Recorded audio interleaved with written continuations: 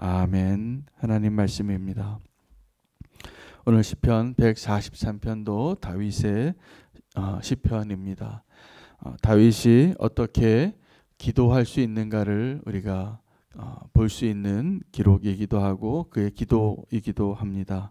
다윗의 생애에 기적은 한 번도 없었지만 다윗의 생애에 기도가 없었던 적은 한 번도 없었다는 것을 알게 됩니다. 그래서 우리의 상황이, 환경이 어떠한 때이든지 상관없이 오늘 우리가 주님 앞에 기도하는 자로 설 수 있기를 소망합니다. 오늘 이 다윗의 기도를 이해하려면 다윗의 영혼의 상태를 우리가 좀 헤아려 볼 수 있어야 합니다. 오늘 본문에 보면 다윗의 영혼이 어떤 상황 가운데 있었는지를 표현하는 구절들이 많이 나옵니다. 이렇게 표현합니다. 3절입니다. 원수가 내 영혼을 핍박하며, 4절에 내 심령이 속에서 상하며, 6절에 내 영혼이 마른 땅같이 주를 사모하며, 7절에 내 영이 피곤하나이다. 그러니까 오늘 이 다윗의 이 시편은 다윗의 영혼의 상태와 아주 연관이 많이 있다라는 것을 전제하고 이 시편을 묵상하시기를 바랍니다. 영혼이 곤고할 때가 있는데 다윗은 지금 영혼이 기쁠 때도 있었지만 정말 영혼이 죽은 지 오래된 자와 같이 정말 피곤한 자로서 정말 내 심령이 상하고 영혼이 상한 가운데 드렸던 기도라는 것입니다.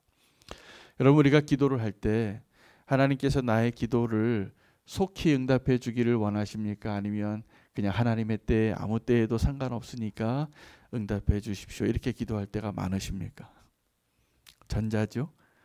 주님, 오늘 나의 기도에 응답해 주시고 속히 응답해 주시기를 정말 갈망하는 마음으로 기도하지 않습니까?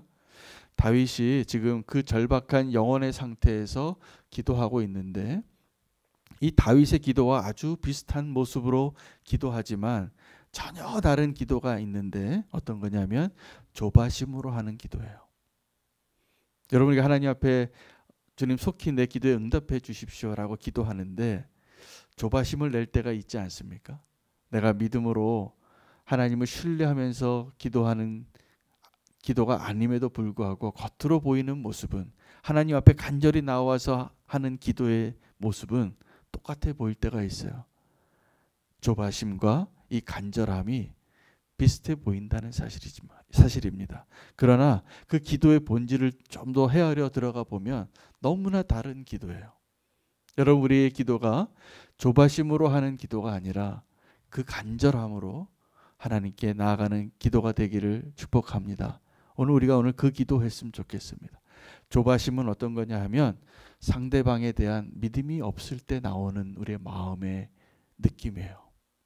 언제 조바심 됩니까? 저 사람이 신뢰할 만하지 못해요. 저 사람이 내가 원하는 것을 들어줄 것 같지 않아요. 그래서 재촉하는 거예요. 마치 한 길밖에 없는 그 길을 가는데 앞에 시내버스가 서 있어요. 그러면 내가 갈 길이 급할 때 조바심이 나는 거예요. 이게 조바심으로 하는 기도예요. 나는 빨리 가고 싶은데 앞에 뭔가가 막혀 있는 것 같아요. 그런데 간절함으로 하는 기도는 어떤 기도냐면 내 상황이, 내 영혼이 너무나 피곤하고 절박한 가운데 있지만 꺼져가는 심지 같지만 하나님을 신뢰하는 마음으로 부르짖는 것이에요. 여러분, 우리가 조바심으로 하나님 앞에 재촉하는 기도를 할 때가 있고 내 영혼이 너무나 곤고해서 꺼져가는 심지 같아서 하나님께 간절함으로 기도할 때가 있습니다. 지금 어떠한 상태이십니까? 하나님은 그 간절한 마음으로 하는 그 기도에 신실하게 응답하실 것을 약속하시는 거예요. 다윗이 그 기도를 드렸고 그 상황과 환경이 그러한 가운데 있을 때에도 다윗은 늘 그렇게 승리했던 모습을 우리에게 보여주고 있습니다.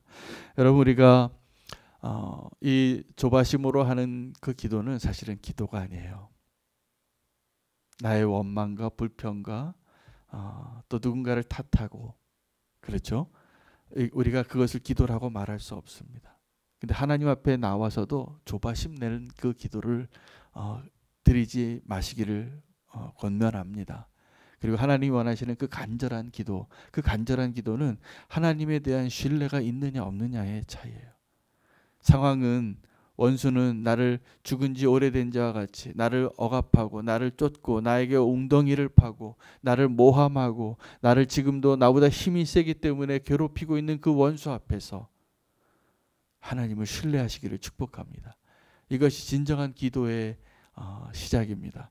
그래서 우리가 기도할 때는 절망 가운데 시작하지만 이 기도의 끝은 소망으로 끝나야지 정상이에요. 우리의 기도의 끈의 반대편에 하나님이 계시다면. 근데 우리의 기도의 그 반대편에 하나님이 보이지 않는 거예요. 그러면 조바심을 내게 되는 거예요. 하나님이 그곳에 계심을 믿으시기 바랍니다. 우리의 기도의 반대편에 우리의 기도를 들으시고 오늘 이 시간에도 우리와 함께 하시는 그 하나님 앞에 부르짖는 자 되시기를 축복합니다. 우리가 그 믿음의 기도, 간절한 기도를 드리는 것을 방해하는 존재가 원수가 있습니다. 그 원수가 때로는 지금 나를 기도조차 하지 못하게 하는 절망 가운데 나를 억누르고 힘겹게 하고 나를 파멸시키게 하고 나를 정말 죽이고 숨막히게 하는 그런 원수일 수도 있지만 바로 내 자신이 진정한 기도를 드리지 못하게 하는 진짜 원인일 수도 있습니다. 오늘 우리가 그 기도의 간절함을 다시 한번 회복하는 믿음의 기도를 주님 앞에 올려드릴 수 있는 저와 여러분 되시기를 원합니다. 우리가 이 상황 가운데 조바심을 낼 때가 있어요. 하나님, 원수가 나를 이렇게 지금 죽이려고 해요. 내가 더 이상 살 수 없을 것 같아요. 더 이상 갈 데가 없어요. 이렇게 하나님 앞에 조바심을 내며 하나님을 믿고 기도하는 그 간절함이 아니라 믿지 않으면 어떻게 되겠어요? 불평과 원망이 나올 거예요. 그런데 여러분 꼭 아시기 바랍니다.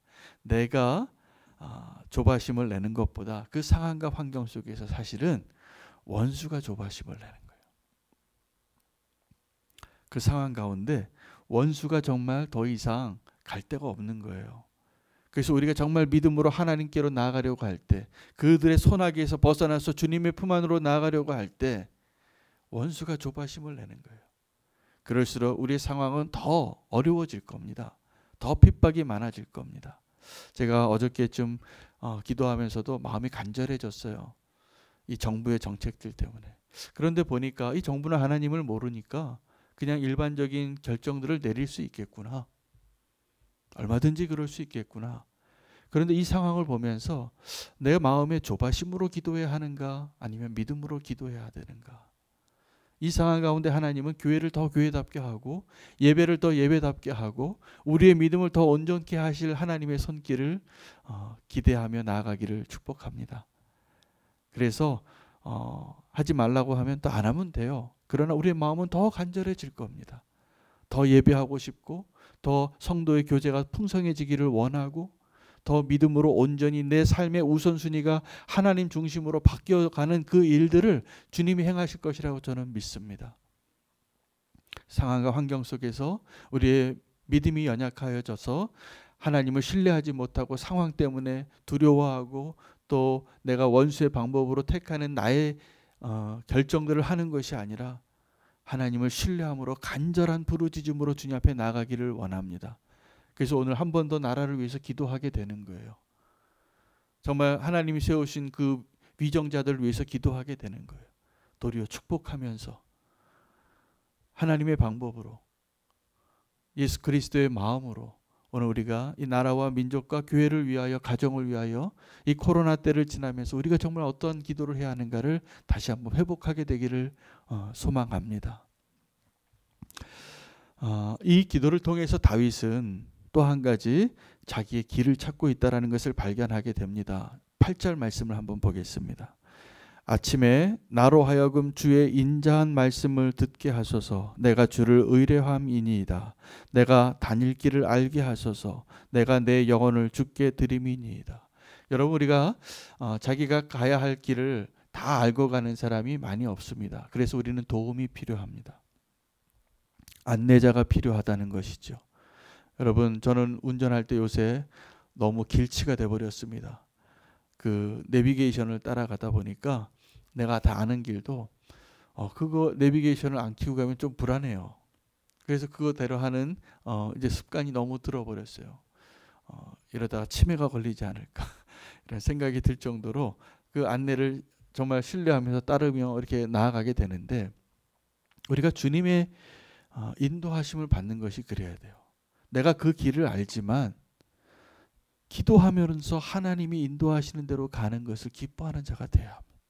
오늘 우리가 실천해야 할 믿음의 행위가 바로 그것입니다. 길을 알지요. 내비게이션 안 틀고도 갈 수 있지요. 그러나 그 내비게이션 키면서 가는 것이 저에게는 지금 하나의 예지만, 우리가 믿음으로 산다는 것은 그 길을 내가 다 아는 것 같지만 하나님께 묻고 가고 기도하고 가야 할 길들이에요. 당연히 내릴 수 있는 그것들도 하나님께 묻고 그 길을 찾아갈 수 있기를 원합니다. 우리는 이 코로나 때문에 또 하나님께서 가보지 않은 길을 가게 하시고 있거든요. 경험해 보지 못한 시대를 이제 가는 거예요. 그럼 이럴 때 우리가 해야 될 게 뭡니까? 기도하는 겁니다. 기도하지 않고 이 길을 갈 수 없을 것입니다. 광야는 어떤 곳이냐 하면 길이 없는 곳이에요.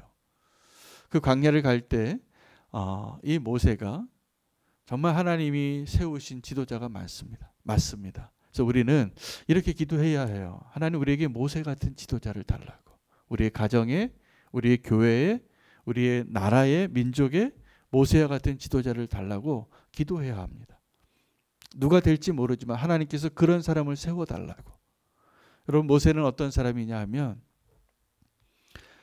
하나님에게 있어서는 하나님의 택하신 백성다운 유일한 한 사람이었어요. 오죽하면 하나님이 불평하고 원망하는 그 백성들을 모세에게 이렇게 말하자. 내가 이들을 다 멸하겠다. 내가 너 하나로 새롭게 한 민족을 세우리라. 이게 불가능했을까요? 아닙니다. 아브라함을 그렇게 택하셔서 아브라함의 후손으로 우리가 지금 믿음의 자손이 된 것처럼 하나님이시라면 그때 그 말이 그냥 빈말이 아니에요. 얼마든지 하실 수 있어요. 그러나 이 백성들을 향하여서 이 모세는 하나님 같은 자예요. 길을 가는데 여러분 어떻게 산책을 하든지 여행을 하든지 어떤 모임을 할 때 내가 약속 장소에 갈 때 나 혼자 한 대로 갈 때 하고 거기 수십 명이 약속해서 여러 대가 차가 움직여서 아니면 한 대로 가더라도 버스에 30명 50명 타고 갈 때 속도가 달라요. 저는 그런 행사들을 여러 번 해봐서 어떤 그런 우리가 같이 모임을 할 때 여러 사람이 가면 시간을 넉넉하게 잡아야 돼요. 내가 혼자 갈 때는 30분 가던 거리도 50명이 모여서 가면 1시간 잡고 가야지 맞아요. 정말 그렇게 돼요. 누군가 한 명이 늦게 와요.